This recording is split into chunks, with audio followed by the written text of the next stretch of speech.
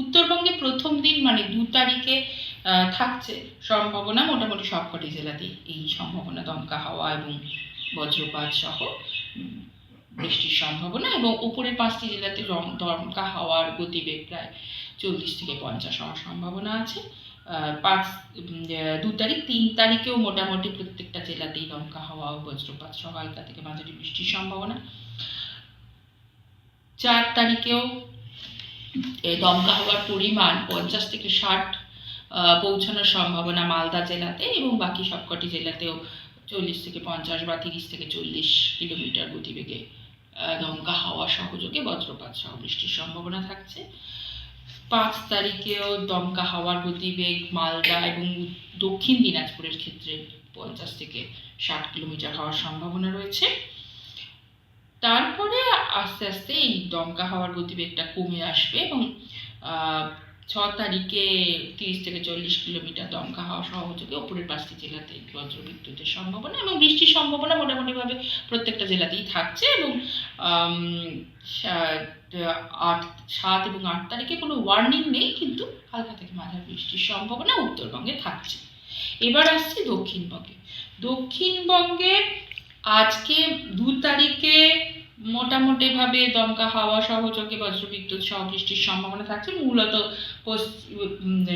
উপকূলবর্তী জেলাগুলিতে বেশি থাকছে, সেই সঙ্গে একটু উপকূলবর্তী জেলার সঙ্গে মানে আমি বলছি ডিটেলে north south 24 Pargana, east Midnapore, West Midnapore,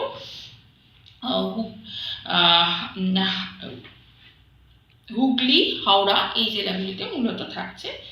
আর দক্ষিণবঙ্গের ক্ষেত্রেও দমকা হাওয়া সহযোগে হালকা থেকে মাঝারি বৃষ্টির সম্ভাবনা আজ 2 তারিখে প্রত্যেকটা জেলাতেই মোটামুটি রয়েছে। সঙ্গে দমকা হাওয়ার গতিবেগ মোটামুটি 40 থেকে 50 পৌঁছানোর সম্ভাবনা রয়েছে মূলত উপকূলবর্তী জেলাগুলিতে, east West Midnapore, Howrah, north south 24 Pargana এই জেলাগুলিতে সম্ভাবনাটা একটু বেশি। কালকের ক্ষেত্রেও এইরকমই সম্ভাবনা, মোটামুটি 40 থেকে 50 ম্যাক্সিমাম গতিবেগ হওয়ার সম্ভাবনা রয়েছে এবং মোটামুটি সব জেলাতেই হালকা থেকে মাঝারি বৃষ্টির সম্ভাবনা রয়েছে।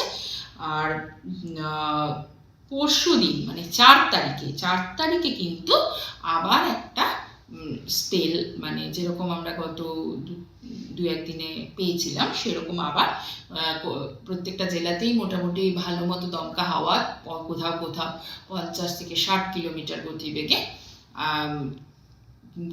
দমকা হওয়ার সম্ভাবনা সহযোগে বজ্রপাত সহযোগে হালকা থেকে মাঝারি বৃষ্টির সম্ভাবনা পুরো দক্ষিণবঙ্গ জুড়ে থাকছে এবং সেটা একটু কমে আসবে 5 তারিখে গিয়ে, কিন্তু 5 তারিখেও মোটামুটি ভাবে কয়েকটি জেলা মূলত পশ্চিম এবং উপকূলবর্তী জেলাগুলিতে এই সম্ভাবনা থাকছে। দমকা হাওয়াটা বেশ মানে গতিবেগটা বেশ বেশি থেকেই যাবে এবং সেই সঙ্গে একটা সারা দক্ষিণবঙ্গ জুড়ে একটা বৃষ্টির সম্ভাবনা থেকে যাচ্ছে।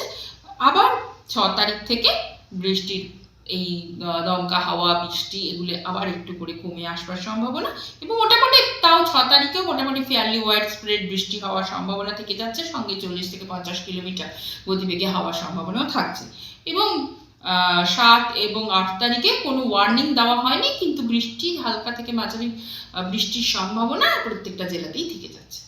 এই মোটামুটি দক্ষিণবঙ্গের পূর্বাভাস। এর সঙ্গে আসছে কলকাতা যেহেতু দক্ষিণবঙ্গের মানে মধ্যেই, সেহেতু এই যে একটা রোজই একটা ঝড়ঝঞ্ঝা হওয়ার সম্ভাবনা কলকাতাতেও থাকছে। সেই সঙ্গে 4 তারিখে মোটামুটি দমকা হাওয়া সহযোগে বৃষ্টির একটা সম্ভাবনা কলকাতা থেকে যাচ্ছে এবং দক্ষিণবঙ্গ এবং উত্তরবঙ্গ দুটি বঙ্গে যেহেতু বেশ ভালো মতো বৃষ্টির সম্ভাবনা থাকছে, এখন তাপমাত্রা সেরকম ভাবে পরিবর্তিত হবে না। বিভিন্ন বিষয়ে ভিডিও পেতে চ্যানেল হিন্দুস্তানের ইউটিউব চ্যানেল সাবস্ক্রাইব করুন www.youtube.com/channelhindustan।